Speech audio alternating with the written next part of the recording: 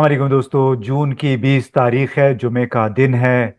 और 24 घंटों के दौरान इसराइल मुसलसल ईरान के अहम बुनियादी ढांचे, ख़ास तौर पर उसकी जौहरी और फौजी तनसीबात को निशाना बना रहा है। ईरान ने भी जवाबी हमले किए हैं इसराइल के शहरों पे।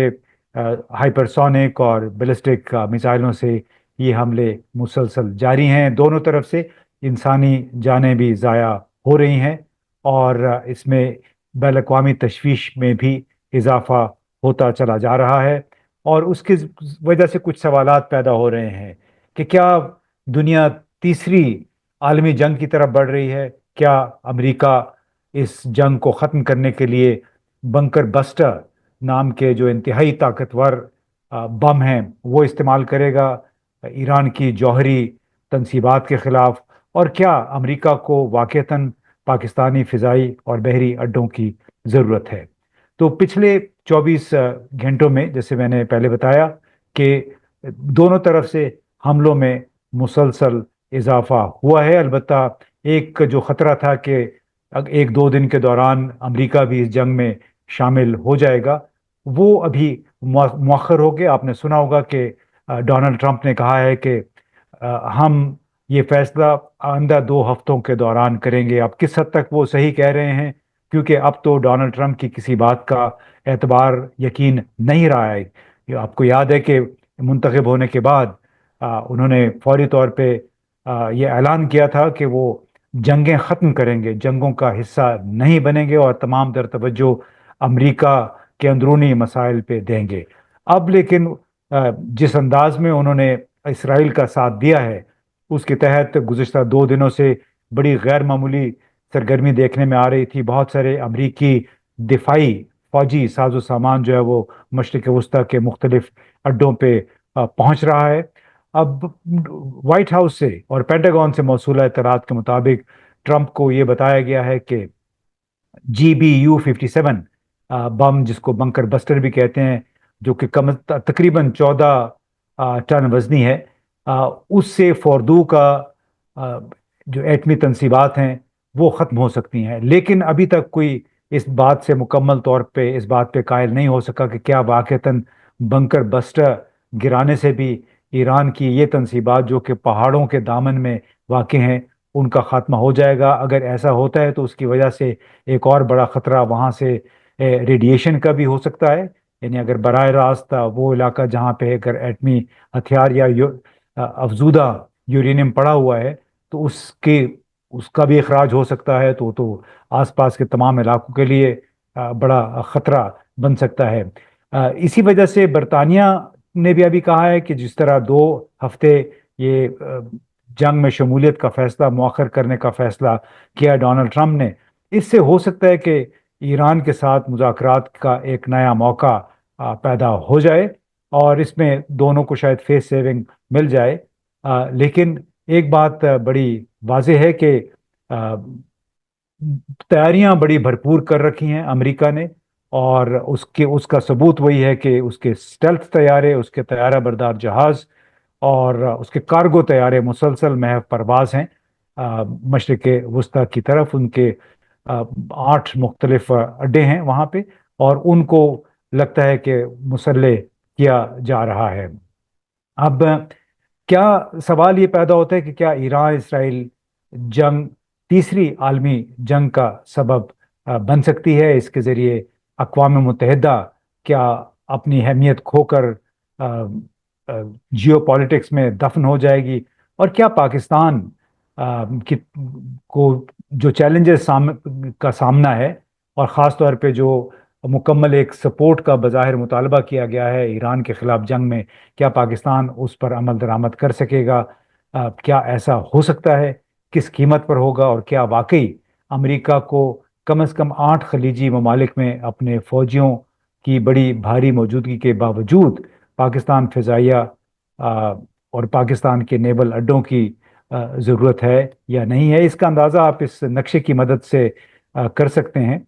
तो आप ये देख सकते हैं इस नक्शे में, ये TRT वर्ल्ड ने जारी किया है, और इसमें आप देख लीजिए कि शाम में बिल्कुल बाएं तरफ अगर देखें तो آپ کو 2,000 کے قریب امریکی فوجی وہاں پہ موجود ہیں، اردن میں 3,813 فوجی ہیں، عراق میں 2,500 فوجی ابھی بھی موجود ہیں، یعنی بالکل نیکسٹ ڈور۔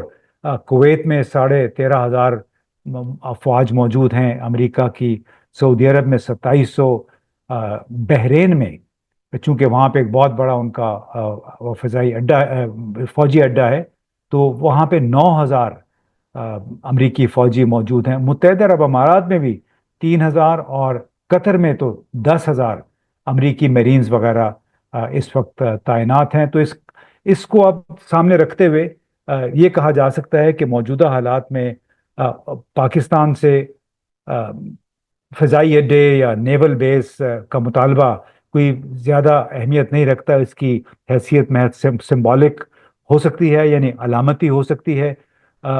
اور علامتی کا مطلب ہے کہ ڈونلڈ ٹرمپ شاید یہ انشور کرنا چاہتے ہوں کہ پاکستان کسی بھی صورت میں کسی بھی لحاظ سے ایران کا ساتھ نہیں دے گا۔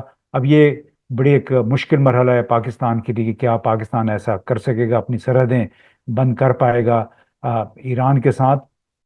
امریکہ غالباً مکمل غیر جانبداری چاہتا ہے پاکستان سے، اور وہ اس لیے کہ ایران براہ راست ایک پڑوسی ملک ہے، لیکن صرف پاکستان کا نہیں ہے بلکہ روس اور چین کا بھی قریبی اتحادی ہے۔ اور کیا پاکستان ایران اور چین کو بھی ناراض کر کے اس قسم کی محض امریکہ کی خوشنودی کی خاطر اس قسم کا خطرہ مول لے گا؟ تو یہ ایک بڑا امتحان ہے پاکستان کے لیے۔ اب دوسری طرف یہ دیکھیے کہ کیا ہم تیسری عالمی جنگ کی طرف بڑھ رہے ہیں۔ آپ کو یاد ہوگا کہ جو دوسری عالمی جنگ اس وقت شروع ہوئی جب جرمنی نے 1 ستمبر 1939 کو پولینڈ پہ حملہ کیا، اور اس وقت 3 ستمبر کو پھر اس میں برطانیہ، فرانس اور بعد میں روس اور امریکہ بھی اس جنگ میں شامل ہوئے۔ اور اس طرح 6 سال کی جنگ کے بعد جو روڈولف ہٹلر نے جو کچھ کیا یورپی ممالک کے ساتھ اور پھر روس کے ساتھ، اس کا نتیجہ جرمنی کی غیر مشروط پسپائی ہتھیار ڈالنے پہ ختم ہوا، اور جرمنی کافی عرصے تک عملاً محکوم رہا ان چار، یعنی امریکہ، برطانیہ، فرانس اور روس کے زیر تسلط رہا کافی عرصے تک۔ اب اس وقت بھی اگر آپ دیکھیے، اس وقت صرف ایک ملک تھا، یعنی پولینڈ کے خلاف جارحیت ہوئی، اور یہ چاروں بڑے ملک سفارہ ہو گئے جرمنی کے خلاف۔ اس وقت جو ہے یوکرین اور روس کے درمیان ایک جنگ جاری ہے۔ یہ جنگ دراصل روس اور امریکہ کی زیر قیادت نیٹو ممالک کے درمیان ہے۔ فروری 2022 سے یوکرین میدان جنگ بنا ہوا ہے، اور بنیادی طور پہ یہ نیٹو اتحاد کے مفادات کی ایک جنگ ہے، روس کو سبق سکھانے کے لیے۔ اور وہ مسلسل انہوں نے یوکرین کا ساتھ بھی دیا ہے، مالی امداد بھی فراہم کی ہے، ہتھیار بھی فراہم کیے جا رہے ہیں۔ اب دوسری جنگ ایران کی خلاف ہے۔ اس کا آغاز غزہ پر حملے سے ہوا، فلسطینیوں کے قتل، ان کی معذوری، ان بے شمار کوئی 20 لاکھ سے زیادہ جو فلسطینی بے گھر ہوئے ہیں، اس وقت فاقوں کا شکار ہیں اپنے جو مہاجر کیمپوں میں۔ اور اب غزہ کو مسمار کرنے، تباہی پھیرنے کے بعد، لبنان کو نقصان پہنچانے کے بعد، اس وقت اسرائیل کا نشانہ جو ہے وہ ایران بنا ہوا ہے، اور نیٹو کے تقریباً تمام ممالک اسرائیل کی حمایت کر رہے ہیں۔ اور اس کے ساتھ ساتھ آپ دیکھ رہے ہیں کہ امریکہ اور نیٹو کے تمام بڑے ممالک ایران کو تباہ کرنے، اس کو نقصان پہنچانے کے لیے اسرائیل کو نہ صرف سیاسی حمایت فراہم کر رہے ہیں بلکہ فنڈز اور ہتھیار بھی ان ملکوں سے براہ راست یا بالواسطہ پہنچ رہے ہیں۔ اب یعنی اس وقت مختلف طاقتیں اس جنگ میں بظاہر شامل ہو رہی ہیں۔ امریکہ نے روس پر سخت پابندیاں عائد کر رکھی ہیں، چین کے خلاف اس نے محصولات کی جنگ شروع کر رکھی ہے، اور یہ دونوں ممالک ایران کے روایتی حامی ہیں۔ اب چین نے یہ کہا ہے کہ ہم خاموش تماشائی کے طور پہ اس تنازع کو مزید پھیلتا نہیں دیکھیں گے۔ روسی صدر پوتن کا کہنا ہے کہ اگر ایران کے سپریم لیڈر خامنائی صاحب کو قتل کیا گیا تو روس کا رد عمل بہت سخت ہوگا۔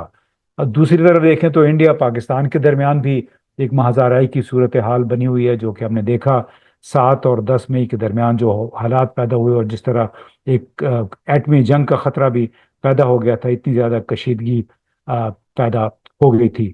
اب اس کیا اس کا یہ مطلب ہے کہ ہم تیسری جنگ کی جو آثار ہیں وہ دیکھ رہے ہیں؟ یعنی اتنے سارے ممالک اس وقت باہمی دست و گریباں ہیں، اور اگر امریکہ اس جنگ میں کود پڑا تو ایران کا جو اس کے خلاف پھر رد عمل آئے گا، اور اس کے بعد پھر اگر روس اور چین بھی اس میں، ترکی اس میں شامل ہو گئے، تو عملاً یہ تیسری جنگ کا آغاز ہوگا، جس کے اشارے ہمیں پہلے سے مل رہے ہیں۔ اب اس کا ایک اور نتیجہ ہم کیا نکالتے ہیں کہ کیا اقوام متحدہ اس وقت اپنی اہمیت کھو چکی ہے؟ کم از کم اسرائیل، امریکہ اور نیٹو کے جو بڑے ممالک ہیں ان کے معاملے میں کیا یہ ادارہ دو طرفہ اور بین الاقوامی تنازعات کو روکنے میں ناکامی کے بعد لیگ آف نیشنز کی طرح ختم ہو جائے گا؟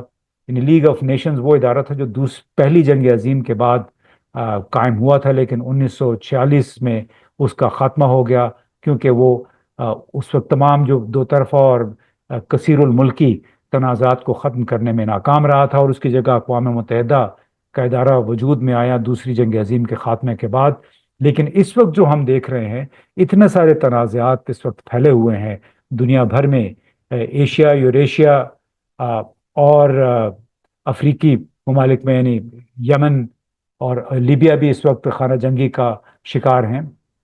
تو سوال یہ پیدا ہو رہا ہے کہ کیا آ، روس اور یوکرین کا تنازع اور اسرائیل نے جو ظلم و جبر کا بازار گرم کر رکھا ہے، وہ اقوام متحدہ کے خاتمے پہ منتج ہوگا؟ اس کے ساتھ اقوام متحدہ بالکل بیکار ہو کر رہ جائے گی، بالکل اسی طرح جس طرح 1946 میں لیگ آف نیشنز، جرمنی کی، اس کو تھرڈ رائش کہا جاتا تھا، تیسری سلطنت کہہ لیں، اس کے خاتمے کا سبب بنا تھا۔ تو اب دیکھنا یہ ہے کہ کیا واقعتاً امریکہ اگلے 2 ہفتے کے دوران اس جنگ سے دور رہتا ہے؟ اب ایران مذاکرات پہ آمادہ ہو کر پھر اس جنگ میں کچھ کمزور نسبتاً اس کو سلو ڈاؤن کرتا ہے؟ اور کیا واقعی اسرائیل جو ہے اپنے حملے روکے گا یا نہیں؟ کیونکہ اصل مسئلہ تو اسرائیل کا ہے۔ یہ کہا جاتا ہے کہ اسرائیل دنیا بھر کو ڈکٹیٹ کر رہا ہے، اس پہ حکمرانی کر رہا ہے۔ تو اس میں ہمارے ایک دوست ہیں حسین ندیم، انہوں نے اپنے ایک ٹویٹ میں یہ لکھا کہ جنگ حادثاتی طور پہ ہو سکتی ہے، ایک حادثہ ہو سکتا ہے، لیکن عالمی جنگ ایک صف بندی کے مترادف ہے۔ اس وقت وہ صف بندی کافی حد تک مکمل نظر آتی ہے۔ چین اور روس بڑے بے چین ہیں، کیونکہ ایک ایک کر کے ان کے جو اتحادی ہیں انہیں کچوکے لگائے جا رہے ہیں۔ ایران اس خطے میں ان کا بڑا اتحادی ہے، اس کے بعد پاکستان ان کے اتحادی ہے، اور اسی لیے پاکستان بھی مشکل میں پھنسا ہوا ہے کہ کیا وہ مکمل طور پہ امریکہ کا ساتھ دے گا یا خود اپنا دامن بچانے میں کامیاب رہے گا۔ آنے والے چند دن جو ہیں وہ انتہائی اہمیت کے حامل ہیں پاکستان کے لیے، اس تمام خطے کے لیے، کہ کیا امن یہاں پہ قائم ہو سکے گا نہیں، کیونکہ اگر ایران پہ حملہ ہوا، ایران پہ اسرائیل نے حملے جاری رکھے، اس خطے میں مزید بے چینی ہوگی، مزید بے بدامنی ہوگی، اور پھر ایران کے جتنے بھی وہ لوگ ہیں جو کہ واقعتاً اس رجیم کے حامی ہیں، اس وقت بالکل نیشنلسٹ ہیں، کیا وہ خاموشی سے بیٹھے رہیں گے اگر وہاں پہ حکومت تبدیل ہو جائے یا نہ ہو؟ اس کے باوجود جس طرح عراق میں وہاں کی حکومت، صدام حسین کی حکومت کے خاتمے کے بعد وہاں کے جو فوج تھی، وہ بہت سارے لوگ وہ پھر ملیٹنٹس بن گئے، ریڈیکل آرگنائزیشنز میں شامل ہو گئے۔ ایران کہ وہ لوگ جو کہ بالکل ان کے روحانی لیڈر علی خامنہئی اور ان کے اپنے اس نظام پہ یقین رکھتے ہیں، ان کے پاس بھی پھر یقیناً یہ آپشن تو ہوگی، اور جو امریکہ کے اڈے ہیں، جو اسرائیل کے جو مفادات ہیں، انہیں بھی پھر ضرب پہنچانے کے لیے وہ میرا خیال ہے ضرور کوشش کریں گے۔ تو کوئی آنے والے دن کوئی اچھے نہیں ہیں اس خطے کے لیے۔ اب دیکھنا یہ ہے کہ یہ اونٹ کس کروٹ بیٹھتا ہے۔ بہت بہت شکریہ۔